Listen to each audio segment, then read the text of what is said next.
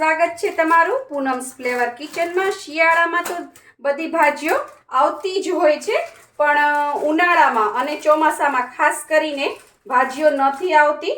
તો હું તમને કેવી રીતે આખું વરસ આપણે ફ્રેશ જ આ પાલકની ભાજીને સ્ટોર કરી શકીએ એની તમને રીત બતાવું।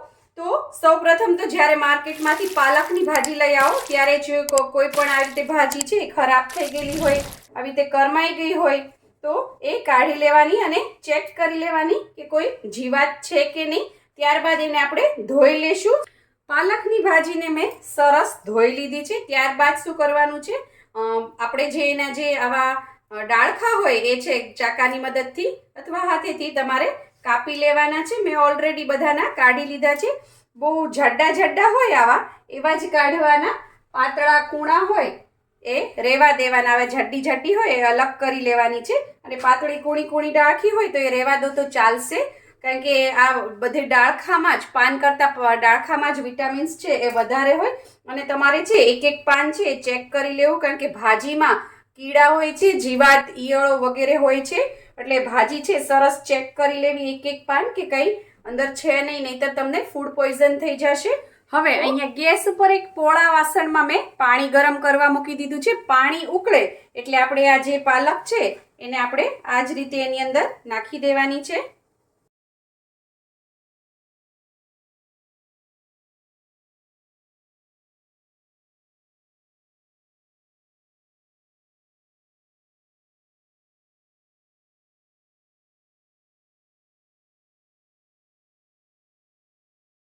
થઈ જશે।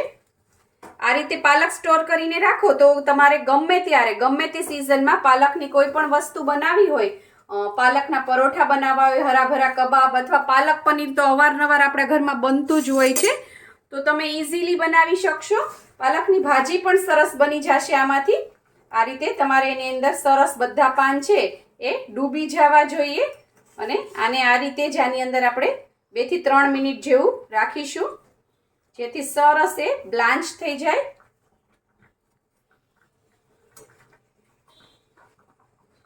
આમાં જસ્ટ 2 થી 3 મિનિટ જ રાખવાની છે, વધારે નહીં રાખવાની, નહીંતર પાલક છે કાળી થઈ જશે અને ઓવરકુક થઈ જશે। હવે 2 4 5 ઉભરા આવે એટલે ગેસની ફ્લેમ બંધ કરી દઈશું। અહીંયા મેં ઠંડુ પાણી જ લીધું છે અને એની અંદર હું બરફ નાખું છું। આ પાણી છે એકદમ આ રીતનું ચિલ્ડ હોવું જોઈએ। આ રીતે ચિલ્ડ વોટરમાં આમાંથી તમારે આ ગરમ ગરમ છે ભાજી એ તમારે કાઢી અને સીધી આ ઠંડા પાણીમાં નાખી દેવાની છે।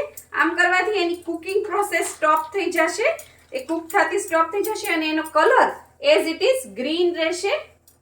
અને આમાં આપણે કોઈ પણ પ્રિઝર્વેટિવ નથી નાખવાના, એટલે આ તમારી હેલ્થને નુકસાન નહીં કરે। ફ્રોઝન વસ્તુ છે જે બહારથી આપણે લાવીએ છીએ એ આપણી હેલ્થને નુકસાન કરતી હોય છે, પણ આમાં એવું કંઈ જ નહીં નાખીએ આપણે, એટલે આ તમારી હેલ્થને નુકસાન નહીં કરે।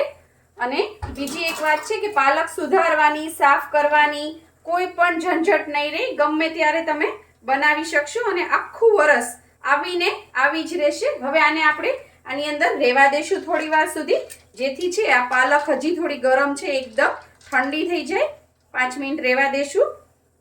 5 મિનિટ થઈ ગઈ છે, આ સરસ ઠંડુ થઈ ગયું છે। તમે કલર જુઓ પાલકનો કેટલો સરસ ગ્રીન છે અને આખું વરસ આવો ને આવો ગ્રીન જ રહેશે। હવે આપણે શું કરવાનું છે, થોડી થોડી પાલક લેવાની છે અને એનું બધું પાણી આ રીતે દબાવીને કાઢી નાખવાની છે, અને આ રીતે જુઓ તમે પ્રેશર આપી અને આ રીતે એના બોલ્સ બનાવી લેવાના છે। તમારે કોઈ વાસણમાં સેટ કરવી હોય, ટ્રેમાં સેટ કરવી હોય તો એ રીતે પણ તમે કરી શકો છો, પણ હું તો આ જ રીતે કરું છું। આ રીતે તમારે બોલ્સ બનાવતું જવાનું ને ટ્રેમાં રાખતું જવાનું।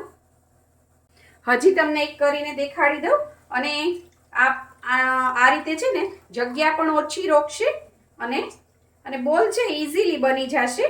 જો આ રીતે, અને તમારે યુઝ કરવી હશે ને તો પણ સારું પડશે। તમારે કેટલી ભાજી જોતી છે એટલી તમે કાઢી શકશો, 1 બોલ્સ જેટલી જોતી છે, 2 બોલ્સ છે, સબ્જી બનાવી હોય તો થોડીક જાજી, પરોઠામાં થોડી ઓછી નાખીએ, એ રીતે તમે કાઢી શકશો। અને અત્યારે આપણે સેટ કરવા મૂકીશું તો આ ટ્રેને આમનામ જ મૂકીશું। આ બોલ છે એકબીજાને ટચ ના થવા જોઈએ, થોડા અલગ અલગ રહેવા જોઈએ, નહીંતર છે એ એકબીજાને ચોંટી જશે અને એકવાર જ્યારે ફ્રીઝ થઈ જશે એક આપણે એને ફ્રીઝરમાં રાખવાના છે. એકવાર જ્યારે ફ્રીઝ થઈ જાય પછી તમે કોઈ પણ એરટાઇટ કન્ટેનરમાં અથવા તો ઝીપલોક બેગમાં ભરી શકો છો. તો આ બોલ્સને છે હું ફ્રીઝરમાં મૂકી દઉં છું સેટ થવા માટે. એકદમ ઠંડા થઈ જવા જોઈએ. 3 કલાક જેવું મેં આને ફ્રીઝમાં રહેવા દીધું હતું. આ બોલ છે સરસ ફ્રીઝ થઈ ગયા છે, એકદમ સરસ કડક થઈ ગયા છે. હવે પહેલા મેં તમને કીધું હતું કે તમે જ્યારે સેટ કરવા મૂકો ત્યારે અલગ અલગ રાખવાના. હવે સેટ થઈ જાય પછી તમે એને કોઈ પણ એરટાઇટ કન્ટેનરમાં ભરી દો અથવા કોઈ ઝીપલોક બેગમાં ભરી દો. હવે સાથે સાથે તમે મૂકી દેશો તો પણ એ ચોટશે નહીં. હું અહીંયા સ્ટીલના ડબ્બામાં મૂકી દઉં છું અને આને હવે હું ફ્રીઝરમાં મૂકી દઈશ. તો તમે આખું વર્ષ સુધી આ પાલક છે એ એવી ને એવી જ રહેશે.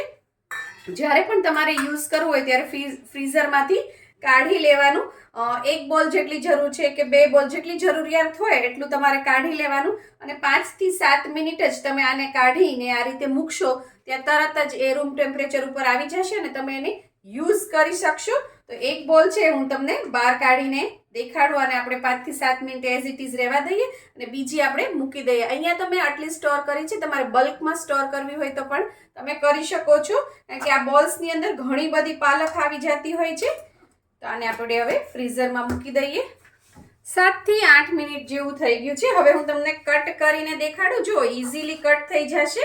તમારે આ રીતે કટ કરીને યુઝ કરવી હોય અથવા તો પ્યુરે કરવી હોય તો ઇઝીલી થઈ જશે. જો તમારે ઝીણી ઝીણી સુધારવી હોય, આપણે ભાજી કરવી હોય તો ઇઝીલી ઝીણી ઝીણી પણ આમ સરસ કટ થઈ જશે.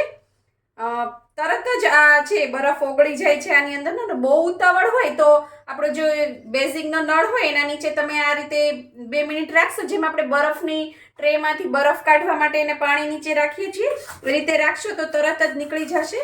પાણી છે એ ઠંડુ હોવું જોઈએ, ગરમ પાણી ન હોવું જોઈએ. અને તમે આનો કલર જુઓ કેટલો સરસ ગ્રીન ને ગ્રીન જ છે. આપણે કાંઈ નથી નાખ્યું આની અંદર તો પણ. અને આમાંથી તમે કોઈ પણ રેસીપી બનાવશો તો પણ કલર છે એ ગ્રીન જ રહેશે. ઘણા લોકો છે પાલક પનીર બનાવતા હોય તો બ્લેક થઈ જતો હોય છે કલર, અથવા પાલકની કોઈ પણ આઈટમ બનાવતા હોય તો કલર ચેન્જ થઈ જતો હશે. આમાં એ પ્રોબ્લેમ નહીં આવે.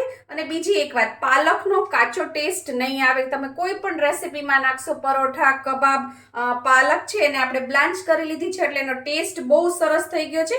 ફટાફટ તમે એને યુઝ કરી શકશો. તમારે આલુ પાલક બનાવવો હોય તો પણ આની અંદર સીધા મસાલા નાખી દો એટલે ઇઝીલી થઈ જશે. આજે આ જ પાલકમાંથી હું બનાવવાની છું પાલક પનીર, જેની રેસીપી છે તમને મારી ચેનલ ઉપર જોવા મળી જશે. તો આ રીતે તમે પણ બલ્કમાં પાલક લઈ આવો અને સ્ટોર કરો અને આખું વર્ષ સુધી એન્જોય કરો અને હેલ્ધી રહો. આવી જ આઈડિયા, ટિપ્સ અને રેસીપી માટે સબસ્ક્રાઇબ કરો પૂનમ્સ ફ્લેવર કિચનને. Thank you. આવજો.